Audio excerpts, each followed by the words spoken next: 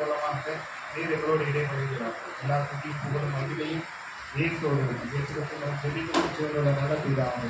ஆமென். ஆமென். கர்த்தர் நம்மை ஆசீர்வதிப்பார். ஆமென்.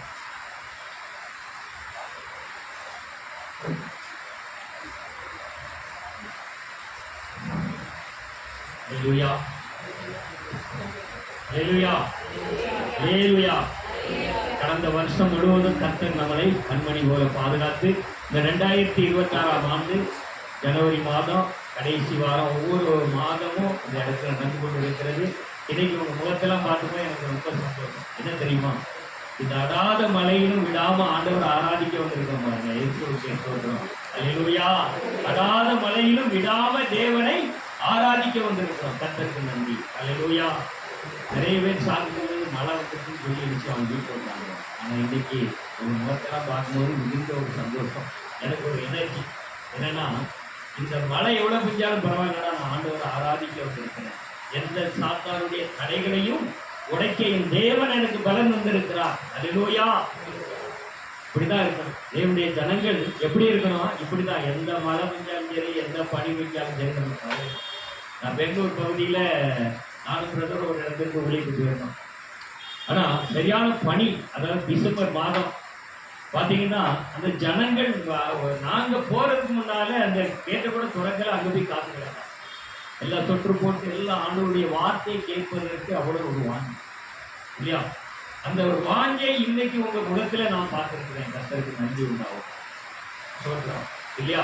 இன்னைக்கு தேவனே இந்த வருஷத்துல நமக்கு ஒரு வாக்குத்தத்த வசனத்தோடு கூட கர்த்தர் நமக்கு ஒரு வாக்கு கொடுக்கிறார். நம்மளை எப்படியெல்லாம் நம்மளை ஆசீர்வதிக்க போகிறார் என்பதை நாம இந்த வார்த்தைகள் மூலம் நாம ஆண்டவரை தியானிக்க போகிறோம். எடுங்க வைத்திருக்கிறோம். என்னாகும் புஸ்தகத்துல 14ஆம் அதிகாரம் அதுல 12வது வசனம் எடுக்க வாசிக்கலாம். என்னாகும் 14:12. மைக் கொடுங்க.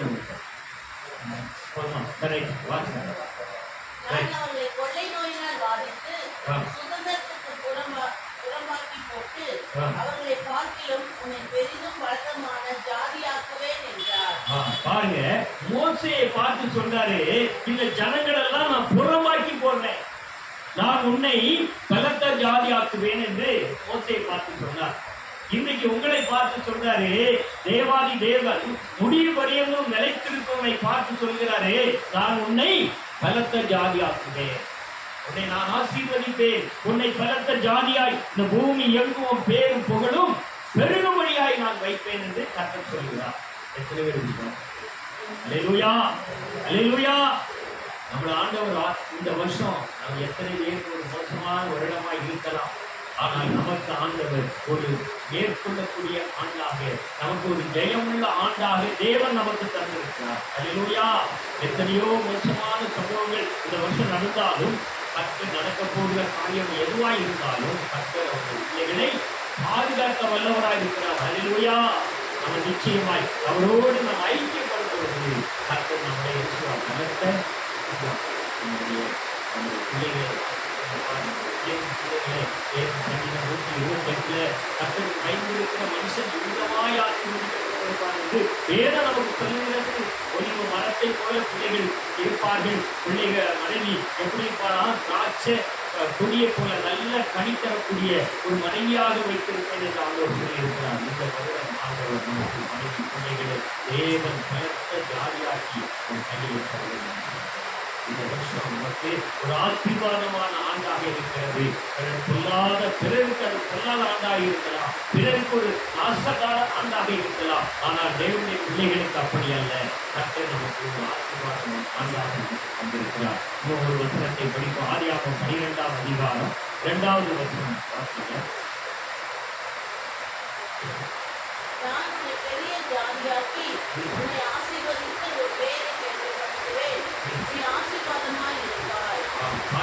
இதை யாரை பார்த்து சொன்னாரே?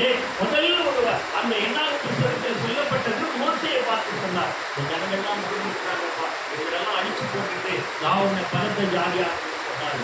ஆனாலும் மோசே அவர்கிட்ட சொன்னாரு, இறக்கம் பெற்றாங்க. இந்த ஜனங்கள் மோசையின் மூலம் அந்த ஜனங்கள்லாம் ரசிக்கப்பட்டாங்க. இங்கே பார்த்தீங்கன்னா ஆபிரகாமே 99 வயது ஆன போதிலும் கூட அவருக்கு எந்த பிள்ளையும் இல்லை. ஆனா அவர் வெளியே எடுத்து வானத்தில் நட்சத்திரத்தை பார்ப்பார். இந்த நட்சத்திரத்தை போல உன்னுடைய சன்னதியை இந்த பூமியில பலுகி பெருகப்படுவேன் சொன்னார். வாக்கு கொடுத்தவர் என்றைக்கும் வாக்கு மாறாத தேவன் வருவார். அவர் வாக்கு மாறவே மாற்றாரு. நம்மளை தேவன் ஆசீர்வதித்து எத்தனை பேர் இந்த நாட்களிலே குழந்தையாக இருக்கலாம். ஆனாலும் கர்த்தர் இந்த வார்த்தைகளை கேட்டுக்கொண்டிருக்கிற யாராக இருந்தாலும் கர்த்தர் என்ன பாருங்க. நான் என்னுடைய சொந்த கிராமத்துல ஒரு வீட்டுக்கு ரோட்டிக்கு வந்தேன். நான் பார்த்தீங்கன்னா சமூகத்துல ஒரு 6 மாதத்துக்கு அப்புறம் தான் அந்த சமூகத்தை பார்த்தேன். அந்த சமூகத்தில் ஒரு வார்த்தை சொன்னா சொன்ன மாதிரி என்னுடைய மருமகனுக்கு 3 மாதம் கட்சியாக இருக்காங்க அப்படின்னு சொன்னாங்க. ஒரு சந்தோஷம் பாருங்க. கர்த்தர் சொன்னதை நிறைவேற்றாமல் போவதில்லை. அவர் குறிப்பிட்ட மாதத்திலே குறிப்பிட்ட தேதியில அந்த காரியத்தை குறித்து சொல்லி சொன்ன எனக்கே மறந்துட்டேன். ஆனால் வீட்டை தேடி வந்து அதை காரியத்தை சொன்ன அந்த சந்தோஷப்பட்டு ஒரு முறை பாருங்க. கர்த்தர் எவ்வளவு ஆசீர்வாதமான ஒரு வார்த்தை. நம்முடைய நாவிலிருந்து புறப்படுகிற ஒவ்வொரு வார்த்தைகளையும் தேவன் என்ன செய்கிறாரு குணப்படுத்த. நானா சொல்லணும் இல்ல தேவ ஆவியின் ஏவுதலை நான் சொல்லணும் அதெல்லாம் எனக்கு தெரியாது. ஆனா அந்த வார்த்தையை தேவன் பார்க்கிறார். அந்த வார்த்தையை தேவன் என்ன செய்கிறாரா குணப்படுத்துகிறார். வெளியில மழை பயங்கர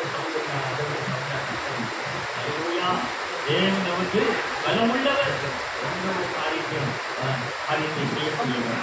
உண்மையான இந்த நாளையும் கர்த்தர் நமக்கு எல்லாவற்றையும் அனுகிரகமாய் மாற்றி தருகிறவர். பாருங்க, இந்த வருஷத்துல நமக்கு ஒரு பலமான ஒரு ஆசீர்வாதத்தை தேவன் தர சித்தமா இருக்கிறார். நிச்சயமாய் நமக்கு தருவார். நம்பணும், நம்பிக்கையோட இருப்போம். தொழில் இல்லை, வேலை இல்லை, வேலையில்லா படித்தவர்களுக்கெல்லாம் இன்னைக்கு இந்த இடத்துல வந்து ஜெபித்து ஒருவர் கூட வேலை இல்லைன்னு சொல்ல முடியாது. படிச்சு எல்லாருமே நல்ல வேலையில தேவன் அமர்த்தி இருக்கிறார். இந்த இடம் அப்படி ஒரு பிளஸிங் பண்ணது கர்த்தர் கொடுத்த ஒரு காரணம் இல்லையா?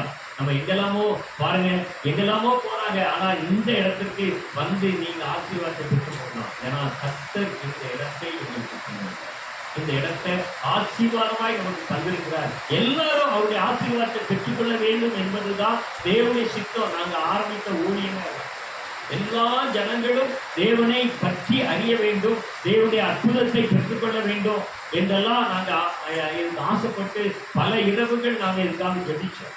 இந்த வருஷத்துல தொடக்கத்துல எப்படி இருக்குமோ என்று சொல்லி கடந்த மாதங்களில் எல்லாம் உட்கார்ந்து அதுக்காக தியானித்த போது கர்த்தர் இந்த வார்த்தையை இந்த ஆதியாகமம் 12:2 ஒரு பாஸ்டர் எனக்கு அவங்க ஒரு இதை அனுப்புனாங்க. எனக்கு ஒரு ஆச்சரியம் இல்லைன்னா இதே வார்த்தையே எனக்கு ஆண்டவர் தந்திருக்கிறாரே அப்படின்னு சொல்லி இல்லையா?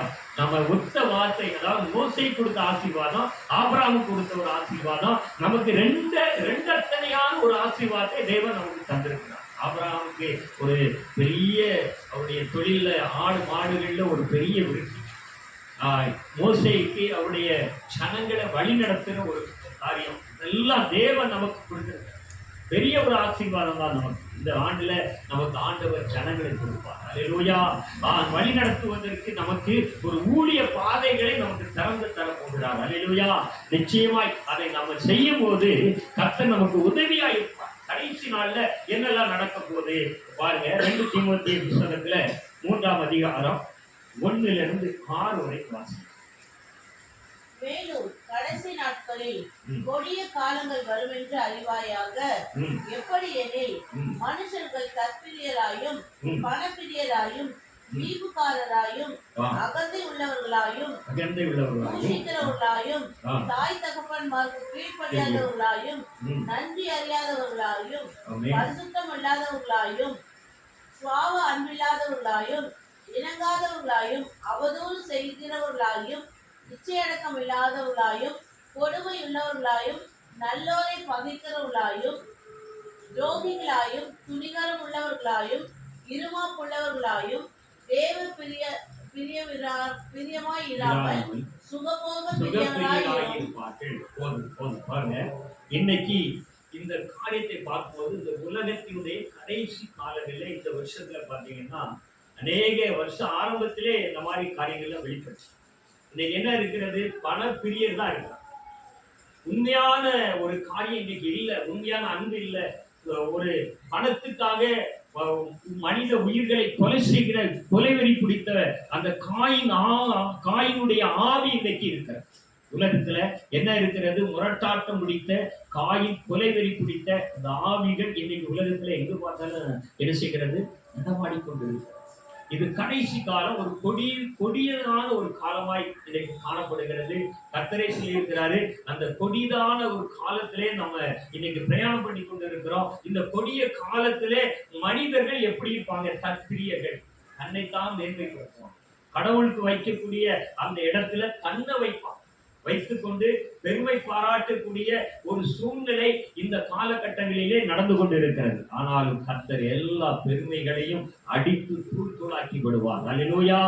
அவருடைய நாம மாத்திரமே மகிமைப்படணும். அதுதான் தேவனுக்கு பிரியமான ஒரு காரியம். ஆனா மனிதர்கள் என்ன செய்கிறாங்க? தன்னை பெருமைப்படுத்துறாங்க. பேருக்காக, புகழுக்காக, புகழ்ச்சிக்காக தன்னை மேன்மைப்படுத்தி கொண்டு இன்னைக்கு வாழ்கிற ஜனக்கூட்டம் இன்னைக்கு அநேக இடங்களிலே அப்படிதான் நடக்குது. ஆனா கர்த்தர் அதெல்லாம் ஒரு நாள் என்ன செய்வார்? தவிடு பொடியாக்கி அவருடைய நாமத்தை உயர்த்த வல்லவரா இருக்கிறார். ஹல்லேலூயா! இன்னைக்கு அந்த தற்பிரியர்களையும் பண பிரியர்களும் இன்னைக்கு நிறைய சுகபோக பிரியரா இருக்கிறார். இன்னைக்கு கஷ்டப்பட்டு வாழணும் அப்படின்னு ஆசைப்படுற யாருமே கிடையாது. இன்னைக்கு கஷ்டப்பட்டு அவருடைய ஊழியத்தை செய்யணும், அதுக்கு கஷ்டம். கஷ்டப்பட்டு வாழணும், நம்ம கஷ்டப்பட்டு உழைச்சி முன்னிலைக்கு வரணும் அப்படின்னு சொன்னா அதுக்கு வருவதற்கு யாரும் இல்லை. குறுக்கு வழி என்ன இருக்கு? ஏதாவது பண்ணி முன்னேற்றத்திற்கு ஏதாவது வழி இருக்கிறதா அப்படின்னு தான் நினைக்கிறாங்க. ஆனா கஷ்டப்பட்டு அந்த முன்னேற்ற பாதையில அவர் கொஞ்சம் இருந்தாலும் ஆண்டவர் ஆசீர்வாதிக்க முடியும் என்பதை இன்னைக்கு ஜனங்கள் எல்லாம் மறந்துட்டாங்க. இன்னைக்கு ஆண்டவருடைய சொன்ன பாதையை விட்டு வழி விலகி சுகப்பிரியராய் இந்த உலகத்தினுடைய காரியத்துல எல்லாம் சுயத்துல சாய்ந்து கொண்டு இருக்கிறார்கள். அதனாலதான் இன்னைக்கு உலகத்துல கஷ்டம் உண்டாகுது. பிறர் உண்மையான மனிதர்களுக்கும் துன்பம் கொடுக்கிறார். உண்மையா நடக்கிற மனிதர்களுக்கும் என்ன உண்டாகிறது? இவங்களால கஷ்டம் உண்டாகுது. ரோட்ல இன்னைக்கு பாருங்க, நேர்மையா போயிட்டு கணவன் மனைவி ஒரு இடத்துல நாய்க்கு நடந்தது பாருங்க. அவங்க நல்லா நேர்மையான பாதையை போடுறான். அவன் தண்ணி போட்டுட்டு வந்து இவங்க மேல மோதி இந்த 2 உயிரை அவுட்டு. ஆனா அவன் பழிச்சு பாருங்க என்ன சூழ்நிலை வருது பாருங்க. இவங்க நல்ல வழியில போனாலும் அவன் துன்மார்க்கமா வந்து இவர்களை அடிச்சு காலி பண்ணிடுறான். எங்க இருக்குது உலகம்? இன்னைக்கு அப்படித்தான் நடந்து கொண்டு இருக்கிறது. நல்லோர்கள் மேல இந்த தீயோர்கள் வீண் பணியை சுமத்துவதும் தேவையில்லாத பிரச்சனைகளை கொண்டு வந்து இந்த மாதிரி எல்லாம் இன்னைக்கு உலகத்துல நடந்து கொண்டு இருக்கிறது. அதனால நம்ம அதெல்லாம் கர்த்தர் நம்மளை பாதுகாக்கணும். நம்ம மனைவி, பிள்ளைகள், நம்ம குடும்பத்தார், இன்னைக்கு உற்றார் உறவினர் எல்லாரையும் ஆண்டவர் என்ன செய்யணும்? பாதுகாக்கிற ஒரு ஆண்டாக இருக்க வேண்டும். அதுக்காக நம்ம என்ன செய்யணும்? நம்ம ஜெபிக்கணும். ஜெபம் இந்த ஆண்டு நிறைய தேவை. நமக்கு ஜெயிக்கணும்னா ஜெபத்தை தவிர மூளை சாதிக்காதது முழங்கால் தான் சாதிக்கும் இல்லையா?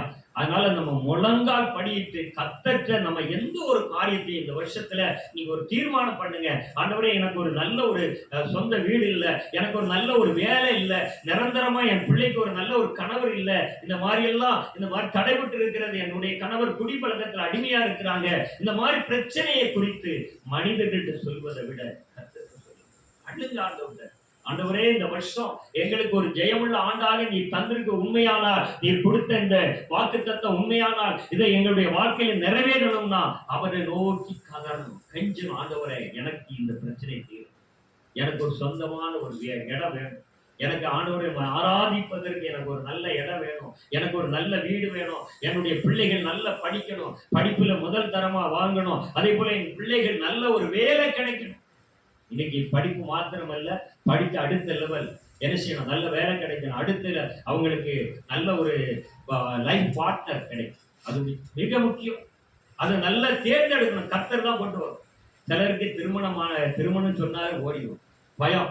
ஏன்னா ஒரு பயம், லைஃப் பார்ட்னர் வந்தா நம்முடைய அதெல்லாம் எதிர்காலத்தை குறித்து ஒரு பயம் உண்டாகிறது. அதனால சில வாலிப பிள்ளைகளும் சரி, வாலிபர்களும் என்ன செய்யறாங்க? பயப்படுறாங்க. எங்க காலத்துல பயம் இல்லை, என்ன ஆனாலும் பரவாயில்லடா, மம்டியை பிடிச்சாலும் நாங்க மனைவி பிள்ளைகளை என்ன செய்வோம்? காப்பாற்றிடுவோம் அப்படிங்கிற ஒரு தைரியத்துல கேட்கணும். ஆனா பாருங்க, இன்னைக்கு வாலிப பிள்ளைகள் ஆனாலும் சரி, வாலிபர்கள் ஆனாலும் சரி, கொஞ்சம் ஒரு பயம். ஆனா இந்த ஆண்டுல எல்லா பயத்தையும் தூக்கி போட்டுட்டு ஆண்டவர்கிட்ட ஒப்பு கொடுங்க. உங்க வாழ்க்கை பயணம் நல்லா இருக்கும். உங்க வாழ்க்கையில அவர் சுத்தம் முடிச்சுட்டாருன்னா நீங்க ஏன் கவலைப்படணும்? கவலைப்பட வேண்டியது அவசியமே இல்லையா? ஆனா அவர் சுத்தம் முடித்து வழி நடத்தினாதான் கரெக்டா கரகோந்து சேர்த்துடும். அல்லேலூயா. அதனால நீங்க இந்த வருஷத்துல அந்த மாதிரி ஒரு பிரச்சனை இருக்குன்னா நீங்க மாற்றுங்க. உங்க இருதயத்தை தேவனிடத்துல ஒப்பு கொடுக்கும் போது கர்த்தர் எல்லாவற்றையும் இந்த ஆண்டுல நிறைவேற்றி தருவார். உங்க லைஃப் பார்ட்னர் நல்ல பார்ட்னரை தருவார். அவர்கிட்ட கேட்கணும். எல்லாமே சக்சஸ்ஃபுல் ஆக்கி தருவார். இந்த ஆண்டுல நமக்கு ஒரு ஜெயமுள்ள ஆண்டு தான் நமக்கு தந்திருக்கிறார். எல்லா வெற்றி சிறந்த ஒரு ஆண்டு நமக்கு. அதனால நம்ம ஆண்டவர் நம்மளை ஒரு பலத்த ஜாதியாக்கி தருவார். அவர் நம்ம நம்புவோம். நம்ம இப்படியே இருப்பதல்ல. இந்த ஆண்டுல கர்த்தர் கொடுத்த அந்த வாக்குத்தத்த வசனத்தின்படி நம்மளை என்ன செய்யணும்? பலத்த ஜாதியாக்கி நம்மளை உருவாக்கி தரணும்னா நம்ம மனசு ஆண்டவர்கிட்ட. இன்னைக்கு ஒரு பூ மலர் இருக்குன்னு, அது மலர்ந்தா தான் பெண்கள் தலையில வைப்பாங்க. அதே மாதிரி ரட்சிப்பு வந்தா தான் கர்த்தருடைய கையில எடுத்து பயன்படும். ரட்சிப்பு இல்லாத மனுஷன் ஒண்ணுமே உதவாது. இன்னைக்கு அந்த மாதிரிதான். இன்னைக்கு ஒரு பூ இருக்குன்னு வைங்க, தோட்டத்துல அது மலராம மொட்டா இருந்ததுன்னா யாருமே பார்க்க ரசிக்க. ஆனா அது மலர்ந்ததுன்னா அதை ஓப்பனா எடுத்து கையினால போய் அது அழகா இருக்குன்னு பறிப்பாங்க.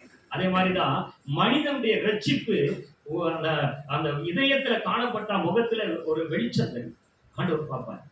இப்படிப்பட்ட மனிதனத்தாக தேடுறவா என்று சொல்லி அவருடைய கரத்துல எடுத்து பயன்படுத்துவார். ஏன்னா கல்வாரி சிலுவையை பாருங்க, அங்க என்ன நடந்தது? அங்கே சிலுவையை சுற்றி நிறைய பேர் இருந்தாங்க. அவங்களுக்கு எல்லாம் ரட்சிப்பு கிடைக்கல. ஏன் கூட அறைந்த 2 கல்வன் இருந்தான், ஆனா ஒரு கல்வன் மட்டும்தான் ரட்சிப்படைந்த. காரணம் தெரியுமா? அவருடைய வார்த்தையை கவனித்தான். அவருடைய வார்த்தையை கவனித்தபடியினால் அவனுக்குள்ள ரட்சிப்பு பூத்தது. ஆண்டவர் இன்றைக்கு நீ என்ன செய், பரதேசியில் இருப்பாய் என்று சொல்லி அந்த ஜீவ விருட்சத்தை அவனுக்கு கொடுத்தார். அல்லேலூயா. இன்னைக்கு நம்ம எத்தனை பேர் அந்த ரட்சிப்பை பெற்றுக்கொள்ள போகிறோம்? இந்த ஆண்டுல நிச்சயமாய் ரட்சிப்பு இல்லாதவங்க கட்டாயம் அந்த ரட்சிப்பின் அனுபவத்தை நம்ம பெற்றுக்கொள்ளணும். ஒருவேளை நினைக்கலாம் ரட்சிப்புனா என்ன அப்படின்னு கூட நம்ம நினைக்கலாம். ஆண்டவரை முழு இருதயத்தோட அவரை ஏற்றுக்கொண்டாலே ரட்சிப்பு தான் உங்களுக்குள்ள. அல்லேலூயா. இந்த ரட்சிப்பை நீங்க முழுமையா பெற்றுக்கொண்டீங்கன்னா உங்க வாழ்க்கையில முன்னால இருக்கிற எந்த ஒரு காரியத்தை கண்டு நீங்க பயப்பட வேண்டிய அவசியம் இல்லை.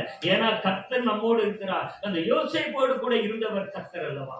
யோசேப்பு எவ்வளவோ பிரச்சனை. அந்த ஆபிரகாமுடைய சன்னதியில வந்த யோசேப்பு, அந்த ஈசாக்கு, ஆபிரகாம், அவங்க யாக்கோபின் வழியில சன்னதியில வந்த அந்த யோசேப்புக்கு பலவிதமான சோதனைகள் வந்தது.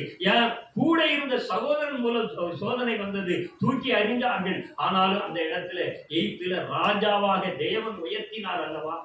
நம்மோடு கர்த்தர் இருந்தா எந்த இடத்துல ராஜாவாக நம்ம தலையாக வைத்திருப்பார். வாளாக்காமல் உன்னை தலையாக்குவேன் என்று சொல்லுகிறார். கீழாக்காமல் நீ என்ன செய்வாய், மேலாக்குவேன் என்று சொல்லி இருக்கிறார் அல்லவா? அந்த மேலான நோக்கத்தோடு அவரை தேடுவோமானால் நிச்சயமாய் நமக்கு நன்மை பகைக்கும். அந்த பாரு இந்த 1 யோவான் 1ஆம் அதிகாரத்துல 5 to 7, 5, 6, 7 ஆகிய வசனங்களை படிங்க. தேவன் ஒளியாய் இருக்கிறார், அவர் எவ்வளவேனும் இருள் இல்லை. இது நாங்கள் அவரிடத்தை கேட்டு உங்களுக்கு அறிவிக்கிற விசேஷமாய். 1 யோவான் 5ஆம் அதிகாரம். 1 யோவான் 1, 5. 1 யோவான் 1 யோவான் இல்ல 1ஆம் அதிகாரம் 5 to 7. அத வாசிங்களா? சரி வாசிங்க. ரைட் வாசிங்க. வாசிங்க. தேவன் ஒளியாய் இருக்கிறார், அவரில் எவ்வளவேனும் இருள் இல்லை. இது நாங்கள் அவரிடத்தில் கேட்டு உங்களுக்கு அறிவிக்கிற விசேஷமாய் இருக்கிறது. நாம் அவரோடு ஐக்கியப்பட்டவர்கள் என்று சொல்லியும் இருளிலே நடக்கிறவர்களாய் இருந்தால் சத்தியத்தின்படி நடவாமல் பொய் சொல்லுகிறவர்களாய் இருப்போம்.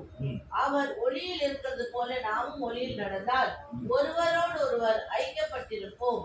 அவருடைய குமாரனாகிய இயேசு கிறிஸ்துவின் ரத்தம் சகல பாவங்களையும் நீக்கி நம்மை சுத்திகரிக்கும். பாருங்க, நம்ம அவர் ஒளியா இருளுக்கும் ஒளிக்கும் சம்பந்தம் கிடையாது இல்லையா?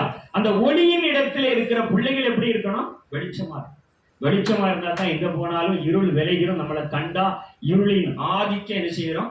விலகி ஓடிடும். இருளுக்கும் வெளிச்சத்துக்கும் சம்பந்தம் கிடையாது. நம்ம தேவனோடு ஐக்கியம் வைக்கணும். அடுத்து என்ன செய்யணும்? தேவனோடு ஐக்கியம் வைத்திருந்தால் இன்னைக்கு பாருங்க, சந்திரன் எப்படி வெளிச்சத்தை கொண்டு வர? சூரியன்ல இருந்து அந்த வெளிச்சத்தை பெற்று சந்திரன் இரவுல நமக்கு வெளிச்சத்தை தருகிறது போல இறைவனிடத்துல பெற்றுக்கொண்ட அந்த வெளிச்சத்தை பிற ஜனங்களுக்கு நம்ம வெளிச்சத்தை காட்ட வேண்டும். அந்த வெளிச்சம் எப்படி இருக்கும்? நம்முடைய அன்பினால காட்டலாம், நம்முடைய வார்த்தையினால நம்ம காட்டலாம், பல நம்முடைய நடத்தைகள் மூலம் பிறர் பார்ப்பாங்க, இவங்க யாரு? ஆண்டவருடைய பிள்ளை இல்லையா? சொல்லுவாங்க இவங்க யாரு? இயேசுவின் பிள்ளைகள் என்று சொல்லக்கூடிய அளவிற்கு நமக்குள்ள என்ன இருக்கணும்? வெளிச்சம். அவருடைய ரத்தம் தான் சகல பாவங்களையும் சுத்திகரிச்சார். இனி பாவம் நமக்குள்ள அது குடியிருக்க முடியாது. ஆண்டவரால் பிறக்கப்பட்ட நாம இனி பாவத்துக்கு அடிமை அல்ல. நாம் ஆண்டவராய் இயேசு கிறிஸ்துவின் பிள்ளைகளாக்கப்பட்டிருக்கிறோம். அவர் பிள்ளையாக்கப்பட்ட நமக்குள் என்ன வர முடியாது? பாவம் நுழைய முடியாது. ஏன்னா நம்ம வெளிச்சத்தின் பிள்ளைகள். வெளிச்சத்துக்குள்ள இருள் பிரவேசிக்க முடியாது. ஆனா இருள் இருக்கிற இடத்துக்கு நம்ம போனா வெளிச்சம் உண்டாகும். அதுதான் உண்மை இல்லையா? அந்த ஐக்கியத்தோடு இருக்கும்போது நிச்சயமாய் நமக்குள்ள இருக்கிற வெளிச்சம் பிறருக்கு வெளிச்சமாய் இருக்கும். பிறர் வாழ்க்கைக்கு அது ஒரு பிரயோஜனமாய் இருக்கும் என்பதை நாம் இந்த ஆண்டிலே காட்ட போகிறோம். அல்லேலூயா! எத்தனை பேர் காட்ட போறோம்? இன்னைக்கு நமக்குள்ள இருக்கிற இயேசுவை அன்னைக்கு யோசேப்பு காட்டினார். நமக்குள்ள இருக்கிற இயேசுவை மற்ற ஜனங்களுக்கு காட்ட வேண்டிய ஒரு சூழ்நிலையில இந்த ஆண்டிலே இருக்கிறோம். இந்த ஆண்டு மிக கொடூரமான ஆண்டாய் இருந்தாலும் நம்ம இந்த சுவிசேஷம் எழுப்புதல் தீ என்ன செய்ய வேண்டும்? பரவ வேண்டும். நமக்குள்ள எழுப்பி பிரகாசிக்கிற அந்த தீபமானது மற்றவர்களை அது என்ன செய்யணும்? பிரகாசிக்கிற ஒரு தீபமாக தேவன் மாற்றி வைத்திருக்கிறார். அதுக்கு தான் நம்மளை பலத்த ஜாதி ஆக்குவேன். அல்லேலூயா! இன்னைக்கு அப்படி ஒரு பலத்த கூட்டமாக தேவன் கொண்டு வரணும். அதான் ஆசைப்படுறேன். கர்த்தர் அதை ஆசைப்படுறாரு. அடுத்து 1 யோவான் புத்தகத்துல 2ஆம் அதிகாரம் 1-2. என் பிள்ளைகளே, நீங்கள் பாவம் செய்யாதபடிக்கு இவர்களை உங்களுக்கு எழுதுகிறேன். ஒருவன் பாவம் செய்வானானால் நீதிபரனாய் இருக்கிற இயேசு கிறிஸ்து நமக்காக பிதாவினிடத்தில் பரிந்து பேசுகிறவராய் இருக்கிறார். நம்முடைய பாவங்களை நிவர்த்தி செய்கிற கிருபாதார பலி அவரே. நம்முடைய பாவங்களை மாத்திரம் அல்ல, சர்வலோகத்தின் பாவங்களையும் நிவர்த்தி செய்கிற பலி. அவருடைய பலி நமக்கு செலுத்தப்பட்டாச்சு. அவருடைய ரத்தம் நமக்கு சிந்தப்பட்டபடியால் நம்முடைய சர்வ லோகத்தினுடைய பாவங்கள் நிவர்த்தி செய்தாச்சு. அதாவது நமக்கு ஆண்டவர் கொடுத்த இந்த ஒரு ரட்சிப்பு, ஒரு மீட்பு நமக்கு தந்திருக்கிறபடியினால 1ஆம் வசனம் திரும்ப வாசிங்க. என் பிள்ளைகளே, நீங்கள் பாவம் செய்யாதபடி என்ன செய்திருக்கிறாரு? இந்த நிருபத்தை யோவான் எழுதியிருக்கிறார். நீங்க இனி பாவம் செய்யக்கூடாது. ஏன்னா கர்த்தராகிய இயேசு கிறிஸ்து உங்களுக்காக, எனக்காக, உலகத்தினுடைய அனைவருடைய பாவங்களுக்காக அவர் ரத்தம் சிந்திட்டார். இனி இந்த உலகத்துல நான் ரத்தம் சிந்த வேண்டியதில்லை. நீங்க தான் ரட்சிப்பின் பிள்ளைகள். நீங்க தான் அநேக ஜனங்களுக்கு ஒரு வழிகாட்டியாக இருக்க வேண்டும். நானே வழியும் சத்தியமும் ஜீவனுமாய் இருக்கிறேன் என்று ஆண்டவர் சொன்னது போல நாமளே இன்றைக்கு அவருக்கு ஒரு வழியை ஆயத்தப்படுத்தும். யோவான் எழுதின சுவிசேஷம் பூராமே அந்த ரட்சிப்பின் பாதையை குறித்து தான் அவர் எழுதியிருக்கிறார் இல்லையா? அவரை பலவிதமான அவருடைய வாழ்க்கை வரலாறு நீங்க படிச்சு பார்த்தீங்கன்னா, சீடர்களே மிகுந்த ஒரு சின்ன ஒரு வயதுடையவர். அது மாத்திரம் இல்லை, அவரை பலவிதமான சித்திரவதையெல்லாம் பண்ணாங்க. ஆனா எந்த சித்திரவதையும் அவரை ஒன்றும் செய்ய முடியல. எண்ணெயில கொதிக்கிற எண்ணெயில தூக்கி போட்டாங்க. ஆனாலும் அவரை ஒன்றும் அதை என்ன செய்ய முடியல, அட்டாக் பண்ண முடியல. கடைசியில பத்மதீவுல கொண்டு போய் கடத்தி கொண்டு போட்டாங்க. அப்பந்தான் ஆண்டவர் இந்த வெளிப்படுத்தின விசேஷம், யோவான் எழுதின சுவிசேஷத்தை எல்லாவற்றையும் அவர் எல்லாத்துக்கும் பிரியமான அன்பான சீடனால அவர் எழுதக்கூடிய ஒவ்வொரு வார்த்தைகளும் பாருங்க. மற்ற நிருபத்தை வாசிக்கும் போதும் இந்த யோவான் எழுதின நிருபத்தை வாசிக்கும் போதும் வித்தியாசம் நிறைய. ஏன்னா அவர் எழுதக்கூடிய வார்த்தைகளே பிரியமானவர்களே, அன்பானவர்களே என்று சொல்லிதான் அவர் எழுதுவார். தொடக்கத்துல பாருங்க, எங்க தாத்தா நான் சின்ன பிள்ளையில எப்படி எழுதுவார்? சிரஞ்சீவி பேரனை அப்படின்னு எழுதுவார். சிரஞ்சீவினா ரொம்ப நாள் வாழக்கூடிய ஒரு அந்த வார்த்தையை யூஸ் பண்ணுவோம். அது மாதிரி இவர் பிரியமானவர்களே, எல்லாரையும் அவர் பிரியமானவர்களே, எல்லாரையும் அன்பானவர்களே என்று சொல்லி அவர் அன்பாய் எழுதக்கூடிய நிறுவனம் தான் யோவான் எழுதின நிறுவனம். அதுக்காக பிள்ளைகளே, நீங்க பாவம் செய்யாதபடி எப்படி எழுதுறாரு? நீ பாவம் செய்யாத அப்படின்னு மிரட்டலோடு இது எழுதுறது பாருங்க. பிரியமானவர்களே, நீங்க பாவம் செய்யாதபடி, என் பிள்ளைகளே நீங்க பாவம் செய்யக்கூடாது. உங்களுக்காகத்தானே அவர் ரத்தம் சிந்தினாரு. அந்த ரத்தத்தினால மீட்கப்பட்ட நீங்க பிள்ளைகள், நீங்க என்ன செய்யக்கூடாது? திரும்ப பாவத்துல விழுந்துடாதீங்கன்னு சொல்லி அவர் பிரியமா எழுதுறாங்க. இன்னைக்கு மற்ற இதுல பாத்தீங்கன்னா பாவத்தை கண்டிச்சு கொடூரமான அந்த வார்த்தைகள்ல எழுதும். ஏசாயா தீர்க்கதரிசின்னா பயங்கரமா இருக்கு. எசேக்கியேல் தீர்க்கதரிசி பாத்தீங்கன்னா அந்த பாவத்தின் சம்பளம் மரணம் என்றெல்லாம் அவர் எழுதி இல்லையா? ஆனா யோவான் எழுதினது எப்படின்னா பிரியமான சகோதரர்களே, பிரியமான சகோதரிகளே, நீங்கள் என்னுடைய பிள்ளைகள், ஆண்டவருடைய பிள்ளைகளா இருக்கிறீங்க. நீங்க பாவம் செய்யக்கூடாது. உங்களுக்கு நான் பிரியமா வேண்டுதல் செய்கிறேன். அவர் நமக்காக அவர் இயேசு நீதிபதியாகிய இயேசு கிறிஸ்து அவர் வலது பாசத்துல இருந்து நம்ம பாவம் செய்வோமானால், அவர் எழுதார், பிரியமானவர்களே, நீங்க பாவம் செய்வீர்களானால் நீதிபதியாகிய இயேசு கிறிஸ்து அவர் நீதிபதி, அவர் உங்களுக்காக அந்த பிதாவின் இடத்துல பரிந்து பேசுகிறார். எப்படி பேசுகிறாரா? பரிந்து பேசுகிறார். உங்களுக்காக அவர் நீதிபதி, அவர் நியாயாதிபதி. உங்களை நியாயம் கேட்க வரவில்லை, உங்களுக்காக அவர் என்ன செய்கிறார்? பரிந்து பேசுகிறார் பிதாவின் இடத்துல. என் பிள்ளை இப்ப மனம் திரும்பிடுவான், ஐயா கண்டிக்காதீங்க, அவரை கண்டிக்காதீங்க, இன்னைக்கு மனம் திரும்பிடுவான், நீங்க எனக்காக நீங்க என் பிள்ளையை மன்னித்திருங்க. இல்லையா, நம்ம ஒரு இடத்துல நம்ம பிள்ளை தப்பு செய்யணும்னு வைங்க, நம்ம பிள்ளைக்காக ஒரு தகப்பன் என்ன செய்வான்? அவங்ககிட்ட போய் பேசுவாங்களா, பேச மாட்டாங்களா? சொல்லுவாங்களா, சொல்ல மாட்டாங்களா? எனக்காக என் பிள்ளையை மன்னிச்சு விடு சொல்லுவோமா? சொல்லுவோமா, சொல்ல மாட்டோமா? அமே சொல்லுவோம் இல்லையா? அதே மாதிரிதான் நம்ம ஆண்டவர் சொல்வாரு, அப்பா என் பிள்ளைய எனக்காக நீங்க மன்னிச்சிருங்கப்பா. இந்த ஒரு விஷயம் அவன் செய்த பாவத்தை நீங்க என்ன செஞ்சிருங்க? மன்னிச்சிருங்க. அடுத்த முறை செய்யாம நான் பார்த்துக்கிறது. அடுத்த முறை வரும்போது நம்ம பாவத்துல விடுவோம். மறுபடியும் ஆண்டவர் அப்படிதான் பேசுவோம். மறுபடியும் அவர்கிட்ட அவர் பொய்காரா ஆயிடக்கூடாது அப்படிங்கிறதுக்காக தான் நம்ம பாவம் செய்யாதீங்க பிரியமானவர்களேன்னு சொல்லி எழுதுறார். அவர் எழுதும்போது பிரியமானவர்களே, அது நீதிபரரா இருக்கிறாரு, அந்த நீதிபரருக்கு ஒரு கலங்கத்தை நீங்க உண்டு பண்ணிடாதீங்க. அவர் உங்களுக்காக ஒரு பரிந்து எத்தனை முறை பேச முடியும் இல்லையா? அவர் அதான் கேட்கிறாரு, நீதிபரரா இருக்கிற என் தேவன் உங்களுக்காக அவர் பரிந்து பேசுகிறார். எத்தனை முறை பரிந்து பேச முடியும்? தயவு செய்து இந்த பாவத்தை செய்யாதீங்க. அதனாலதான் உங்களுக்கு அவர் ரத்தம் சிந்தினார். அந்த ரத்தத்தினால நமக்கு ஒரு மீட்பை கொடுத்திருக்கிறார். அதனால நம்ம புரிஞ்சு நடந்து கொள்ளுங்க அப்படின்னு சொல்லி ஆண்டவர் சொல்றாரு. அதை புரிஞ்சுக்கிடுவோம். கர்த்தர் அடுத்து யோவான் 2ஆம் அதிகாரத்துல 22, 23 வாசம்.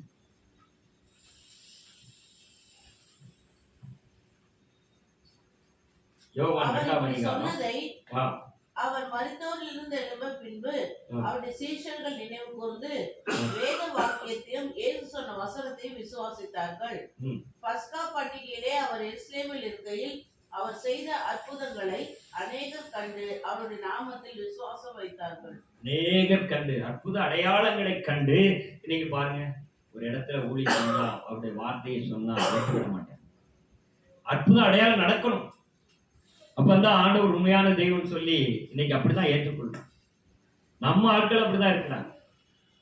இன்னைக்கு பாத்தீங்கன்னா ஆண்டவரை பத்தி சொன்னா ஏற்றுக்கிட மாட்டாங்க. ஆண்டவர் அற்புதம் நடக்கணும், எனக்கு ஒரு சுகபோகமான வாழ்க்கை வேணும், இல்லைன்னா எனக்கு இந்த மாதிரி காரியத்திலிருந்து எனக்கு ஒரு விடுதலை வேணும், இந்த நோயிலிருந்து எனக்கு விடுதலை வேணும், இல்லைன்னா இந்த பிரச்சனையிலிருந்து எனக்கு ஒரு விடுதலை தந்தா நான் நம்புறேன், இல்ல அவரை நம்பி வாரேன்னு சொல்றேன்.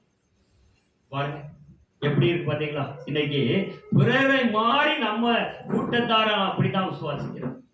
ஆண்டவரால முடியும், நான் விசுவாசிக்கிறேன், அவரை ஏற்றுக்கொள்றேன் அப்படின்னு சொல்வதற்கு நான் வரணும். சிலர்லாம் என்ன டிமாண்ட் பண்ணுவாங்க, எனக்கு இதை செஞ்சா நான் இதை செய்யறேன். ஏன்னா அவர்கிட்ட ஒண்ணுமே இல்லை பாருங்க, அவரே பெரிய கோடீஸ்வரர், ஆனா அவருக்கு டிமாண்ட் கொடுக்குறேன் நம்மளுக்கு, இதை செஞ்சா நான் இதை செய்யறேன் அப்படின்னு இல்லையா? ஆண்டவரே பெரிய கோடீஸ்வரர், அவருக்கு நிகர் யாருமே கிடையாது இல்லையா? ஆனா நம்ம ஆட்கள் அவர்கிட்ட சொல்றது ஒரே டிமாண்ட், நான் இதை செஞ்சா அவருக்கு இதை செய்யறேன். செய்வாரா? நீ முதல்ல மனம் மாறு. கர்த்தரால் எல்லாம் முடியும், நம்பணும், விசுவாசித்தால் எல்லாம் முடியும். கேன்சர் வேதியா ஆண்டவர் சொல்ல மாட்டார், நிச்சயமா முடியும். ஏன் குடிகார கணவரை ஏன் மாற்ற முடியாது? ஒரு வாரத்துக்கு முன்பாக ஒரு சகோதரி கோயம்புத்தூர் பகுதியில, நான் கடந்த மாதத்துல என்னுடைய மகளை அந்த ஆஸ்பத்திரி என்வி போயிருந்தேன். சேர்த்துட்டு வரும்போது என்னுடைய தம்பி ஒய்ஃபு, அவங்க கூட வேலை பார்க்குற ஒரு சகோதரி எனக்கு அறிமுகப்படுத்தினாங்க. அவங்க குழந்தை இல்லை அப்படின்னாங்க. அப்போ நான் எனக்குள்ள ஒரு காரியம் உணர்த்தப்பட்டு, உன்னுடைய கணவர் எப்படி இருக்கிறார்? நல்லா தண்ணி அடிக்கிறார். ஆமா, தண்ணி அடிச்சுட்டு தேவனுக்கு பிரியமில்லாம எப்படி நடக்க முடியும்? முதல்ல அவரை தண்ணி அடிக்கிறத முதல்ல அந்த தேவனுக்கு பிரியமில்லாத காரியத்திலிருந்து அவர் விடுதலை ஆனா நிச்சயமா தேவன் தருவார். அது வரைக்கும் குழந்தை பாக்கியத்துக்கு கேட்காத. அதுக்காக இரவு பகலும் நீ அழுது ஜெபம் பண்ணு, கர்த்தர் கிரியை செய்வார். அவரால் முடியாத, மாற்ற முடியாத ஒன்று கிடையாதுன்னு சொல்ல. இப்ப 2 நாளைக்கு முன்னால அந்த சகோதரி சொன்னா, எனக்கு மிகுந்த சந்தோஷம், என் கணவர் அந்த மதுவான கடைக்கிட்டே போறதில்லை, அதை கண்டாலே வெறுப்பு வருதுயா அப்படின்னு நடந்த உண்மை சொல்றேன். அப்ப அந்த மகளுடைய விசுவாசத்தை பாருங்க. எங்க வந்து முதல்ல குழந்தை பாக்கியத்தை விட முதல்ல உன்னுடைய கணவர் என்கிற குழந்தைய திருத்துன்னு சொன்னேன். எங்க உண்டாயிருக்கிறது? முதல்ல உன் கணவரே ஒரு குழந்தையா இருக்கிறான். இன்னைக்கு ஒரு ரட்சிப்பும் பாதை இல்லாம குடிச்சிட்டு பிசாசின் பிள்ளையா அலைஞ்சிட்டு இருக்கிறான். அவனுக்கு பிறக்கிற குழந்தை அவனை மாதிரி ஆயிடக்கூடாது. முதல்ல உன் கணவர் பரிசுத்தமாக்கப்பட வேண்டும் என்று சொல்லி அந்த மகள்கிட்ட சொன்னேன். முதல்ல உன்னுடைய கணவருக்காக பாருங்க, அந்த சகோதரி இடைவிடாம அழுது ஜெபம். அந்த ஜெபத்தை கர்த்தர் கேட்டு நேற்றே 2 நாளைக்கு முன்னாலதான் அந்த சகோதரி சொன்னான், என் கணவருக்கு குடிக்கிறது இல்லை, 1 மாதம் ஆயிடுச்சு. அல்லேலூயா, 1 மாசம் ஆயிட்டு அந்த கடை பக்கம் எவன் கூட்டாலும் போறது கிடையாதுன்னு சொன்னான். உடல் எவ்வளவு அசதி வந்தாலும் சரி, சோர்வு வந்தாலும் சரி, வீட்டை பார்க்க வந்துருவார். அல்லேலூயா. நீ பாருங்க, ஒவ்வொரு தாய்மாருடைய விசுவாசம், உங்களுடைய ஜெபம், ஒவ்வொரு தகப்பன்மாருடைய ஜெபம் நிச்சயமா கேட்பார். ஏதோ நாங்க வந்து தலையில வச்சு ஜெபம் பண்றது பெருசு இல்லை. நீங்களும் ஜெபிக்கணும்.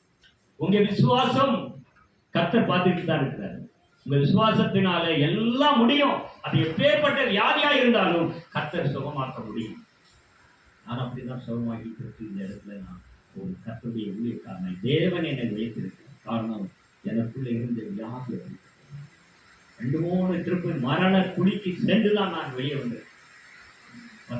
சரீரம் ஒன்றுமே இல்லை, ஆனாலும் கர்த்தர் என்னை நிலைநிறுத்த வைத்திருக்கிறார். உங்களையும் அப்படிப்பட்ட ஒரு காரியத்தை வைப்பார் என்பதை நினைத்து பாருங்க. கர்த்தர் உங்களை ஆசீர்வதிப்பாராக. அடுத்து யோவான்கள் 1 யோவான்ல 3ஆம் அதிகாரம் 8-9.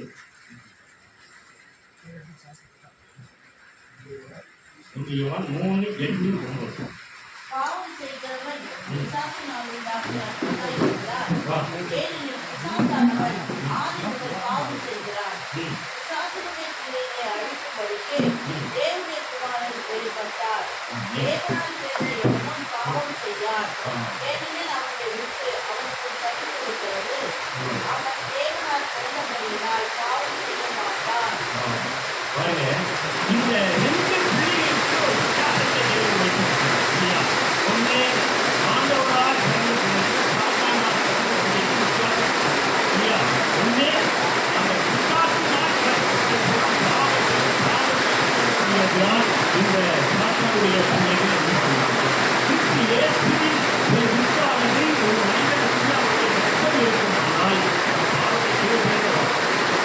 பாவத்தை செய்ய முடியும், செய்ய விடமாட்டார். ஏன்னா அவருடைய தெரிவிக்கிறது, அவருடைய ரத்தம் ஒரு பாவத்தை ஆளுடைய வார்த்தை செய்வதும் போகாதை தடுத்து நிறுத்தும்.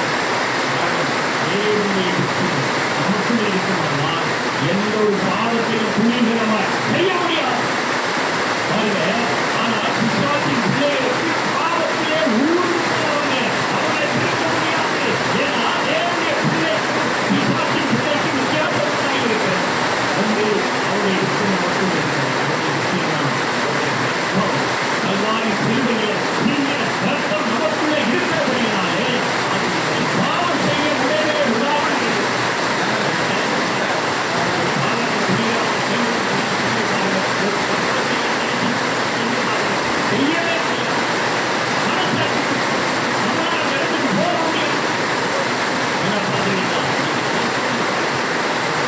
செய்யவே ஒரு பாவத்தை செய்யக்கூடிய நம்ம நினைக்க முடியாது. தேவனால் பிறந்தவன் பாவம் செய்யான் என்று வேதம் தெளிவாய் சொல்லியிருக்கிறது. அவருடைய வார்த்தை சொல்லியிருக்கிறது, தேவனால் பிறந்தவன் பாவம் செய்யவே முடியாது. சேலஞ்சர் அவன் பாவத்துக்கு விட்டு கொடுக்க விடமாட்டான். தேவ தூதர்கள் அவனை சுற்றி எப்போது இருப்பாங்க. தேவனுடைய பிரசனம் அவனை சுற்றி எப்போது இருக்கும். தேவனுடைய பிரசனத்தை ஆண்டவர் ஒருபோது அவனை விட்டு விலக விடமாட்டான். அவன் நீடி அவன் கால் எடுத்து வைத்தால் தேவனுடைய பிரசனம் போயிட்டே தடுத்து நிறுத்தும். அவனால செய்ய முடியும். ஏன்னா அதான் தேவனுடைய பிள்ளைக்கும் பிசாசின் பிள்ளைக்கும் வசனத்துல பிசாசின் பிள்ளையுடைய கிரியைகள் எப்படி, தேவனுடைய பிள்ளையுடைய கிரியை எப்படி இருக்கிறது என்று இந்த யோவான் எழுதியிருக்கிறார் தெளிவா. ஆண்டவருடைய வித்தானது ஒரு மனிதனுக்குள்ளே இருக்குமானால் அவன் பாவம் செய்யவே முடியாது. ஏன்னா அதுதான் வித்தியாசம். பிசாசின் பிள்ளைகள் எப்போது பாவத்திலே ஊர்ந்து கிடக்கிறனால அவனுக்கு அது ஈஸியா போகும். அவனுக்கு மீட்கும்படிதான் கஷ்டம். நம்மளை கொண்டு அவனை எப்படியாவது நம்ம பக்கம் இழுக்கணும். அதான் ஆண்டவர் ஜெயமுள்ள ஆண்டாக நமக்கு தந்தது. இந்த ஆண்டிலே நமக்கு பாவத்திலிருந்து ஒரு ஜெயம், சாபத்திலிருந்து ஒரு ஜெயம், எல்லா காரியத்திலும் இருந்து கர்த்தர் நமக்கு ஒரு ஜெயத்தை தர இருக்கிறார். அவரை நம்பி நாம் பிரயாணப்படுவோம். கர்த்தர் நமக்கு பெரிய காரியங்களை வாய்க்க பண்ண முடியும் என்பதை நாம் விசுவாசிப்போம். அடுத்து 1 யோவான் புத்தகத்தில் 4ஆம் அதிகாரம் 1